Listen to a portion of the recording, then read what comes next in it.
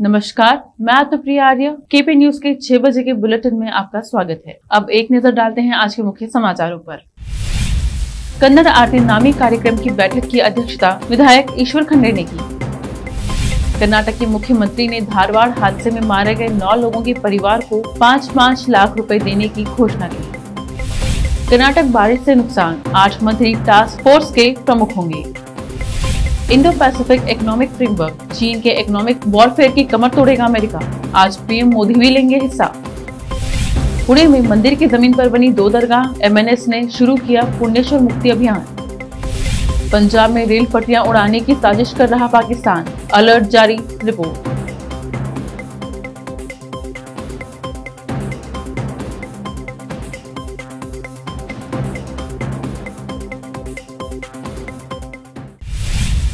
अब समाचार विस्तार से।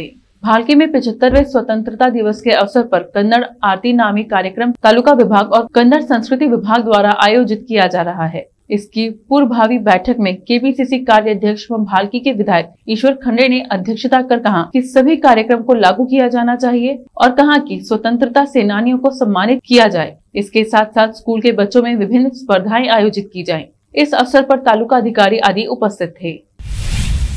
कर्नाटक के मुख्यमंत्री बसवराज बोम्मई ने रविवार को धारवाड़ जिले में एक सड़क दुर्घटना में मारे गए लोगों के परिवार को 5-5 लाख रुपए देने की घोषणा की। शनिवार को धारवाड़ के पास एक टेम्पो टैक्सी सड़क किनारे पेड़ से टकरा गई, जिसमें 3 बच्चों सहित 9 लोगों की मौत हो गई, जबकि 12 अन्य घायल हुए थे। केंद्रीय मंत्री प्रहलाद जोशी के अनुरोध पर धारवाड़ में सड़क दुर्घटना में मारे गए 9 लोगों के परिवार को मुख्यमंत्री राहत कोष से 5-5 लाख रुपए दिए जाएंगे। बोम्मई ने ट्वीट किया कि यह हादसा दुर्भाग्यपूर्ण है। मैं शांति की कामना करता हूं मृत आत्माओं के लिए।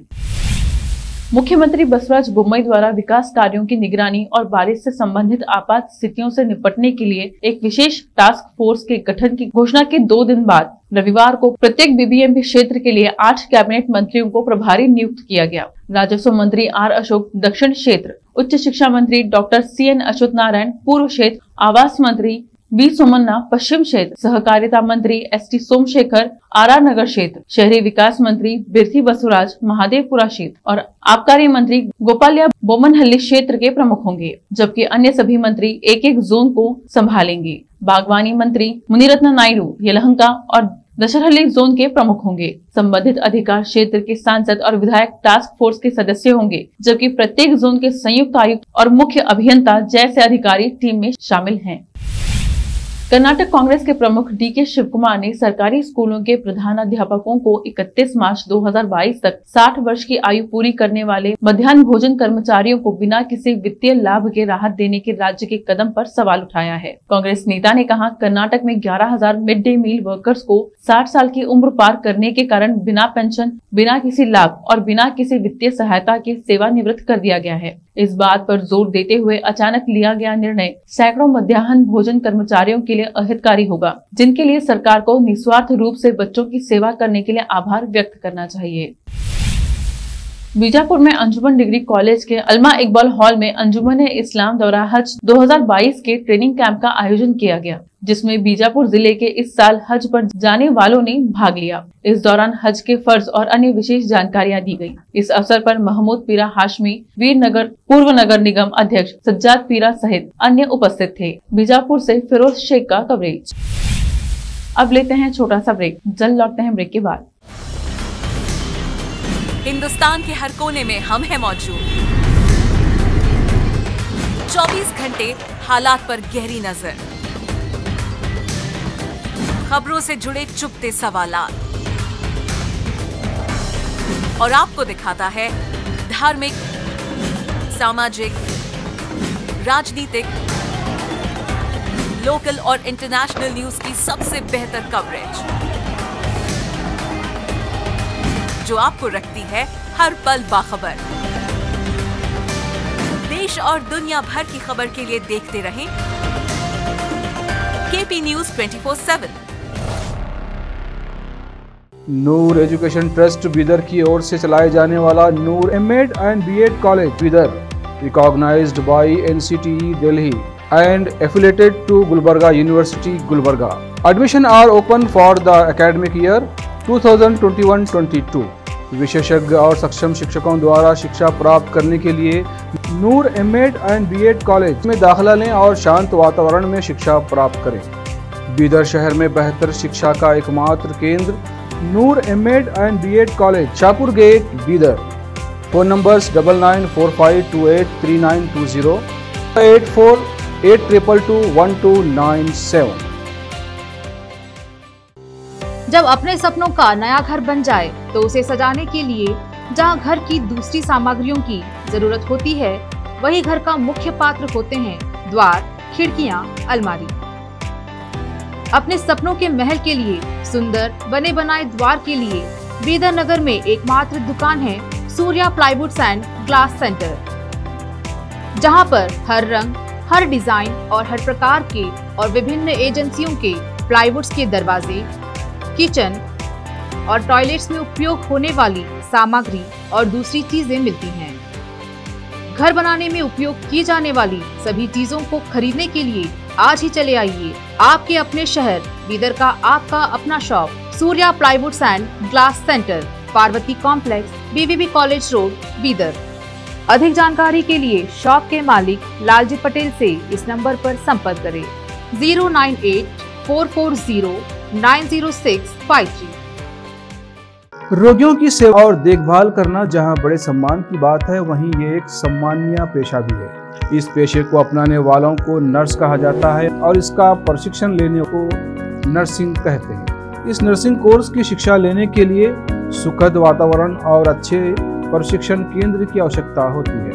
नर्सिंग कोर्स की शिक्षा देने वाला बीदर में एकमात्र केंद्र है श्री नानक झिर्रा साहेब फाउंडेशन बीदर की ओर से चलाए जाने वाला Shri Nanak Jhirra Sahib college of nursing, affiliated to Rajiv Gandhi university of health science Karnataka, जहां पर विशाल क्लासरूम, बेहतर प्रयोगशाला, कम्युनिटी लैब, न्यूट्रिशन लैब, विशाल और सुखद वातावरण में नर्सिंग की शिक्षा देने की सुविधा, विशाल और सुंदर कॉन्फ्रेंस हॉल, हवादार और बड़ी सी लाइब्रेरी के साथ साथ सभी प्रकार की उपयोग की जाने वाली सामग्री के साथ एनाटॉमी लैब और एडमिनिस्ट्रेशन ऑफिस उपलब्ध है।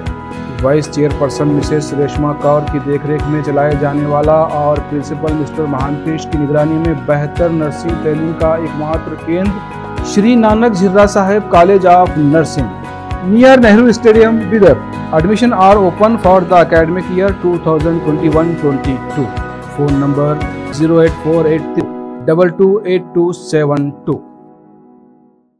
समाचारों का सिलसिला जारी रखते हुए देखते हैं देश और दुनिया के अन्य समाचार।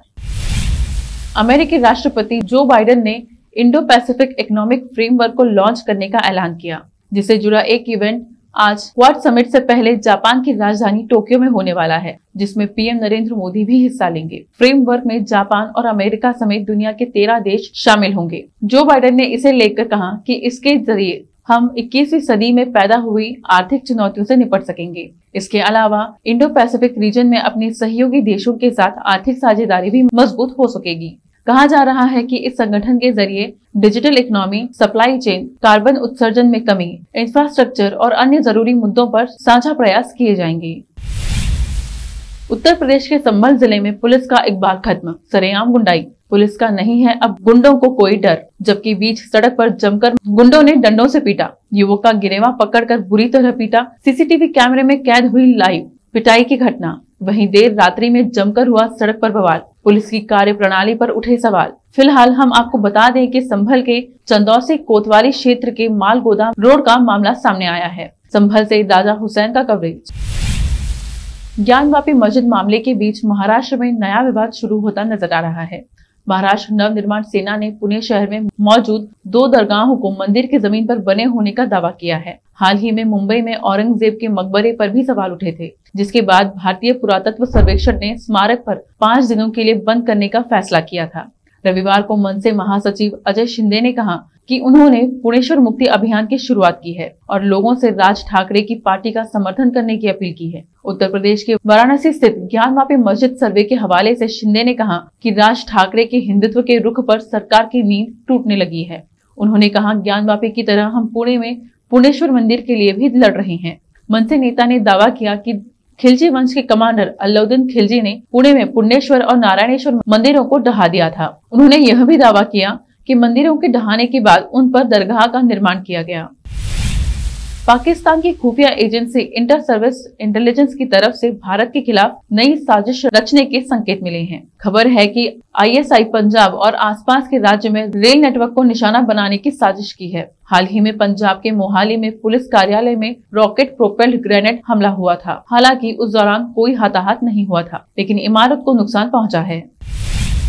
करीब 3 दशक पुराने रोड रेज मामले में सजा काट रहे कांग्रेस नेता नवजोत सिंह सिद्धू को स्वास्थ्य की चिंता सता रही है। उन्हें सोमवार को पटियाला स्थित राजेंद्र अस्पताल में जांच के लिए लाया गया है। खबर है कि गेहूं से एलर्जी को लेकर चिंताएं जाहिर की थी। कहा जा रहा है कि सिद्धू की डाइट के संबंध में जल्दी फैसला लिया जाएगा। हाल ही में सुप्रीम कोर्ट ने कांग्रेस नेता को 1 साल जेल की सजा सुनाई थी। ट्रिब्यून की रिपोर्ट में सूत्रों के हवाले से बताया गया है कि पूर्व प्रदेश कांग्रेस कमेटी अध्यक्ष को जेल कैंटीन से केवल उबली हुई सब्जियां दी जा रही हैं। सिद्धू को 1988 के रोड रेज मामले में पटियाला सेंट्रल जेल में रखा गया है। रिपोर्ट्स के अनुसार सिद्धू को पटियाला सेंट्रल जेल में बैरक संख्या 10 में रखा गया है। एजेंसी ने सूत्रों के हवाले से बताया था कि कांग्रेस नेता ने पहली रात खाना भी नहीं खाया था।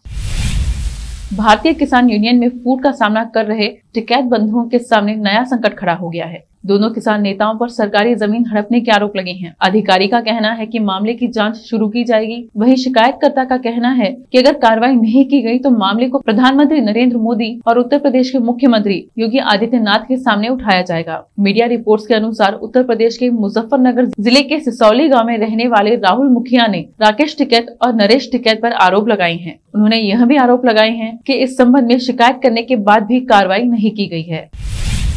अब एक नजर फिल्मी समाचारों पर। आमिर खान ने IPL में खेलने के लिए मांगा मौका। रवि शास्त्री को अपना फुटवर्क दिखाते हुए कहा, मेरी सिफारिश कर दो। समाचार खेल जगत की। नीतीश राणा को नहीं मिली भारतीय टीम में जगह।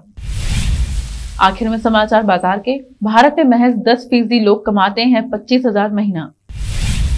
फिर से एक नजर मुख्य समाचारों पर। कन्नड़ आरती नामी कार्यक्रम की बैठक की अध्यक्षता विधायक ईश्वर खंडे ने की। कर्नाटक के मुख्यमंत्री ने धारवाड़ हादसे में मारे गए 9 लोगों के परिवार को 5-5 लाख रुपए देने की घोषणा की। कर्नाटक बारिश से नुकसान। 8 मंत्री टास्क फोर्स के प्रमुख होंगे। Indo Pacific economic framework. चीन के इकोनॉमिक वॉरफेयर की कमर तोड़ेगा अमेरिका। आज PM मोदी भी लेंगे हिस्सा। पुणे में मंदिर की जमीन पर बनी 2 दरगाह। MNS ने शुरू किया पुण्येश्वर मुक्ति अभियान। पंजाब में रेल पटरियां उड़ाने की साजिश कर रहा पाकिस्तान। अलर्ट जारी। रिपोर्ट।